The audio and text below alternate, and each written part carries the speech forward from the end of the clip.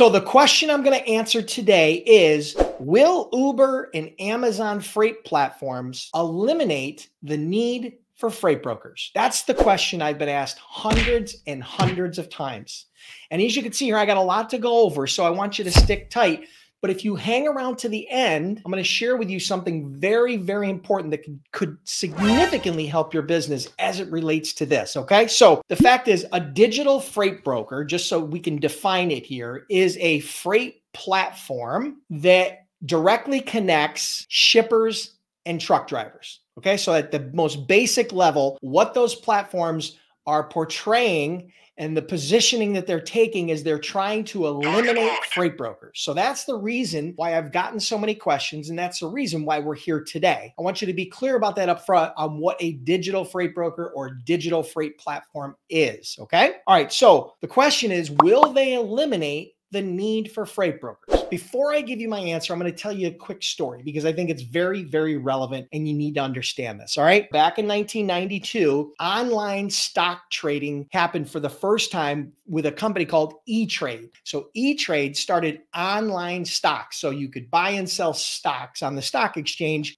digitally through E-Trade. And I remember very vividly, everybody was running around, all the financial advisors, all the stock brokers, all the financial analysts, they were all running around and the sky was falling because E-Trade was going to eliminate stockbrokers. I remember it very vividly. There was tons of articles and tons of PR and tons of noise and tons of information out there about this, okay? Now you remember 1992 is very early in the internet days, right? So ultimately, what I want you to understand is this. After all that was said and done, the big question was, why would anybody use a stockbroker when they have an online trading platform? Well, the fact is, my most recent stat that I could find today is that there are still over 612,000 registered brokers and security reps in the United States alone as of today. So the fact is, E-Trade did not eliminate stockbrokers, and that is one of the primary reasons and the parallels that I want to use for why companies like Amazon and Uber and other digital freight platforms will not eliminate freight brokers. So my answer to that question is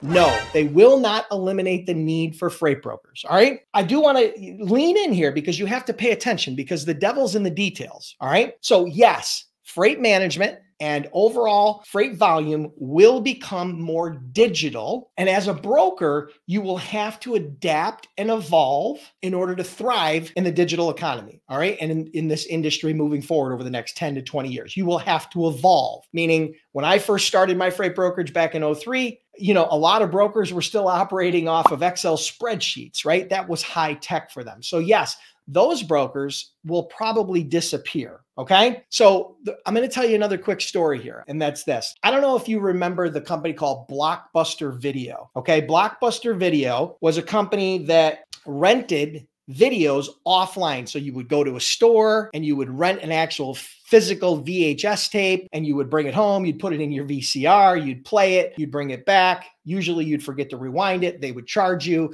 And Blockbuster started as a one-man operation and eventually grew to over 9,000 stores in the United States. Okay. So it was amazing. It was a huge success story. All right. And then Netflix and one of their other big competitors, Redbox, right, emerged onto the scene, okay? And Blockbuster, but unfortunately, Blockbuster didn't believe and see the future, and they put their head in the sand and ignored those competitors, and they didn't make adjustments. They did not adapt.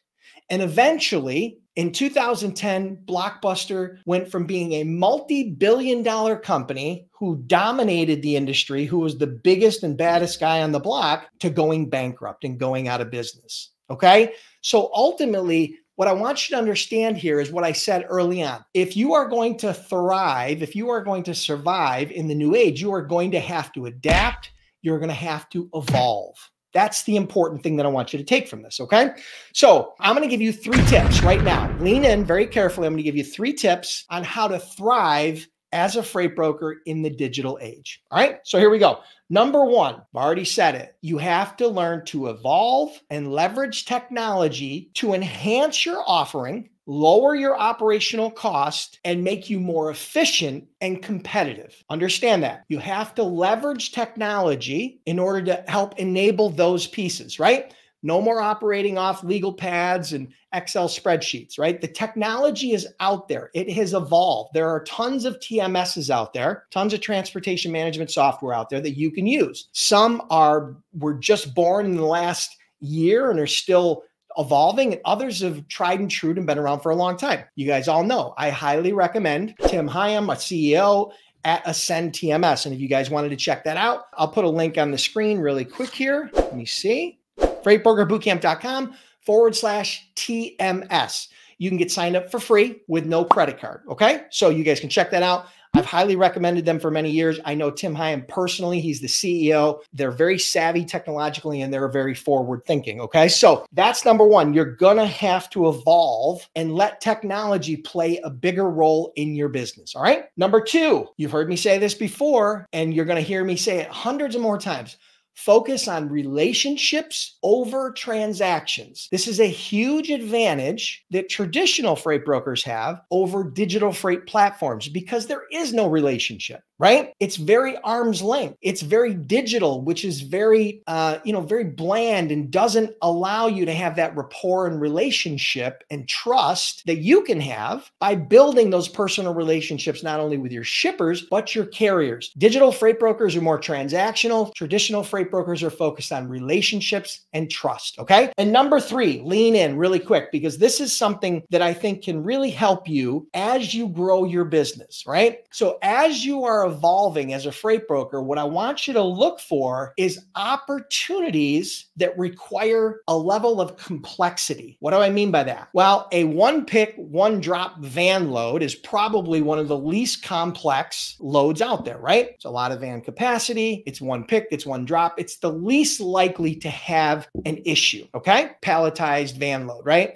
Dock to dock, right? Very simple stuff. But if you were able to find freight that has a level of complexity to it, for example, heavy haul or refrigerated or some specialized stuff, right? So I'm going to tell you a quick story about an agent that used to work for me when I had my brokerage. I remember when we first brought him on, I had a conversation with him. We were talking about his niche and he explained it to me. And his niche was this. It was very neat.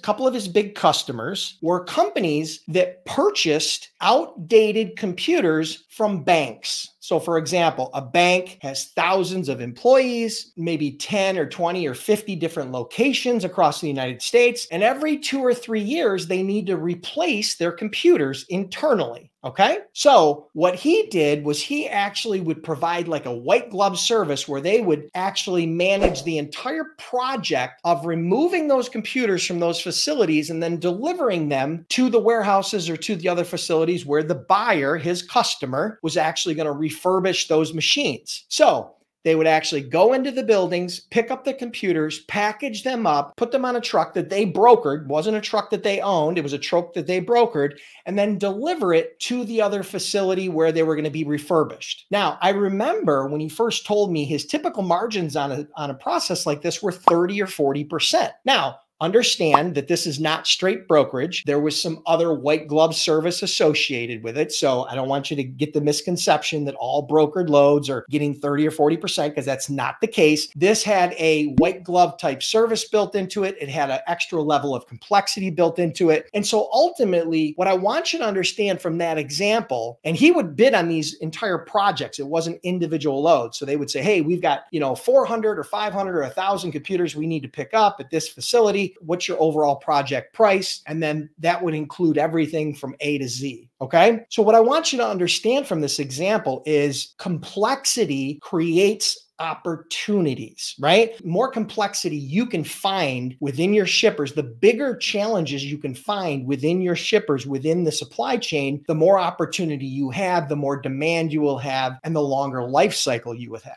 Okay. I want to share with you something that happened. I forgot to include this, right? Recently, someone contacted me from one of these broker list freight platforms, okay? And they wanted to have a conversation with me about me promoting their platform. Well, I immediately went to their website and I saw that they were positioned as, again, one of these freight platforms that were trying to eliminate freight brokers. They had raised a whole bunch of money. They were very well known. I called them out on it and I said, listen, my audience is freight brokers and freight agents. How can I help you when you're trying to eliminate who these people are? And they said, listen, we're pivoting our business model because based on customer feedback from shippers direct, they want freight brokers included. They want freight brokers involved. And so what they said was, we now realize the importance and the value of freight brokers in the ecosystem. So that's coming directly from one of the freight platforms itself. So if that's not additional proof and additional support, then I don't know what is. But that's 100% true. I had multiple messages back and forth on LinkedIn and through email,